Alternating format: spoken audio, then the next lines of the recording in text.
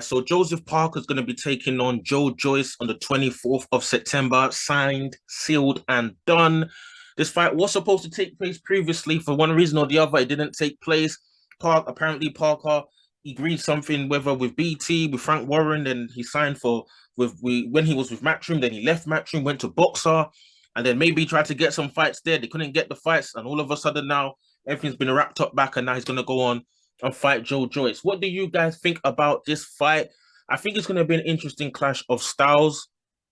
Joe Joyce calls himself the juggernaut. He just goes in there, takes shots at the chins, or just tries to juggernaut bear man.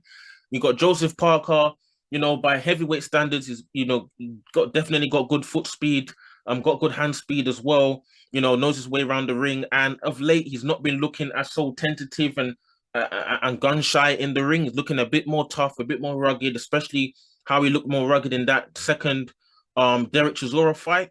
And for me, I've been saying that's the kind of energy I want to see from Joseph Parker. Going there, looking tough, ready to go to war when you need to, and not just going AWOL and going missing in action. When the action gets going, which Joseph Parker has done on a few occasions, but seems to be a new Joseph Parker we've seen here. Hopefully, he brings that to the fight in Joe Joyce because he's gonna need it.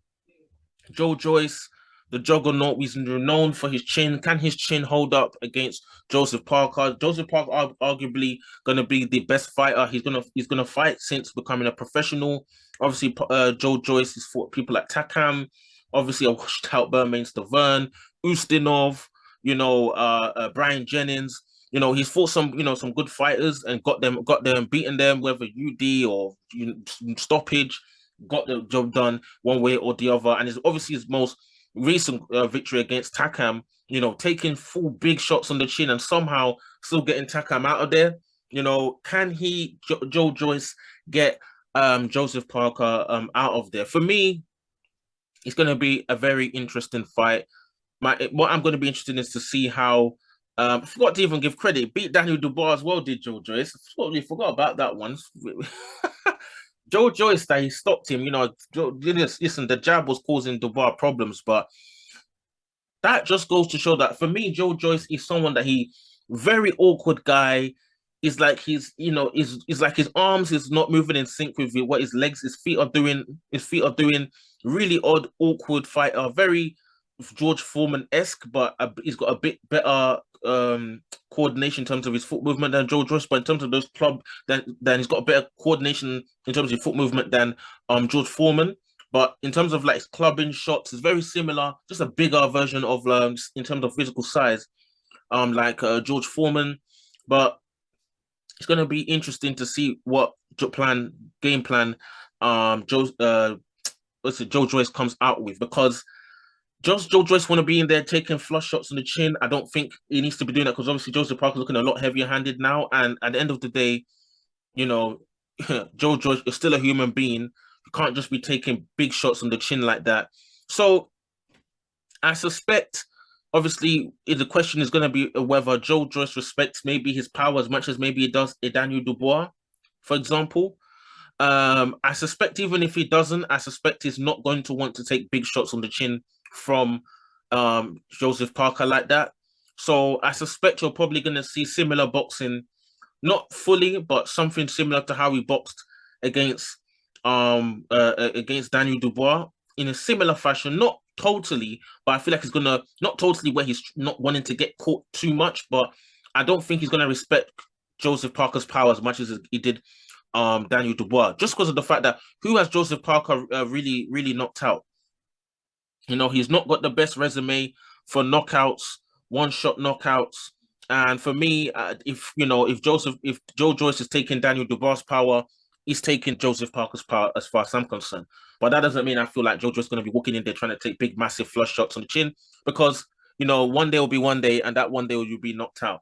So I feel like he's going to box, and he's going to obviously box. I feel like he's still going to do what he normally does and try and juggernaut Joseph Parker. And the thing is, I have is that Joe Joyce does know how to take fighters into the trenches. He knows how to take them into deep waters, especially with his gas tank and his energy and walking fighters down. And if he can take Joseph Parker into the trenches, We know we've seen Joseph Parker in the trenches before, not somewhere where Joseph Parker really likes to be or really thrives too well. And if you can take him into the trenches, especially mid rounds to late rounds, because I feel like early rounds, Joseph Parker's going to be quite elusive. He's a smaller man. He's trying to get on the inside, get out of range, in and out of range using the hand speed. I feel he's going to be quite elusive and difficult for Joe Joyce to pin down. But I feel like from the fifth round to and beyond, I feel like Joseph Parker is not been. He's still like I said, like relative to the heavyweight division with his hand speed, and his foot speed. He is quick, but he's not been looking as quick and as fleet-footed as he's looked in the past. For example, when he fought AJ, he didn't look as light and as quick as he did when he fought Derek Chisora in the rematch. So it depends on how how his camp goes. But if he comes in, you know, fight like in a similar kind of fitness like he did against Takam, like against Derek Chisora, Joseph Parker, I feel like from the mid rounds and above, he's going to begin to slow. And when you begin to slow and it becomes a really slug kind of fest, Joe Joyce loves that kind of thing, man. He'll just be there throwing hard shots, hitting you to the body, and breaking you down. And that's what, Joe Joyce is going to look to do. Just get you juggernauted. And, Joe Joyce is not the guy that just hits you with one shot and you're knocked out. He's the kind of guy where he breaks you down systematically and you can literally see in the ring someone wearing and tearing and breaking down.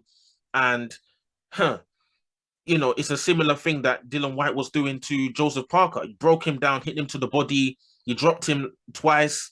Obviously, one was a head clash, but he dropped him twice and he just broke him down. And Joseph Parker tried to rally late. And I feel like that's something Joe Joyce needs to do. He needs to demoralize Joseph Parker, break him down, break him to the body, hit him with hard clubbing shots, and then, just demoralize the guy, run that thing back on his clock, make him remember the days where he's inactive in the late rounds because of punishment, and then maybe he tries to rally in the end. And listen, what's the point of coming to try and rally against Joe Joyce? The guy's not getting knocked out. Joseph Parker is not knocking out Joe Joyce, man. He hasn't got Joe Joyce is not. I don't see him knocking out Joe Joyce. Joe Joyce, the guy's chin is just serious, man. How are you supposed to knock this guy out, man? Joe Joyce, if Joseph Parker's going to win this fight, I feel that's going to be a 12 rounds UD or split decision. He's going to have to box smart, not, find himself, because he's not going to be able to knock. I don't think he's going to be able to knock out Joe Joyce. I think he's going to have to box and just use his hand speed and his foot speed to an advantage to make the judges feel like, this guy is too elusive. He's getting in and out of range. He's landing his shots, and he needs to make Joe just look so inactive that basically like his shots is not even landing.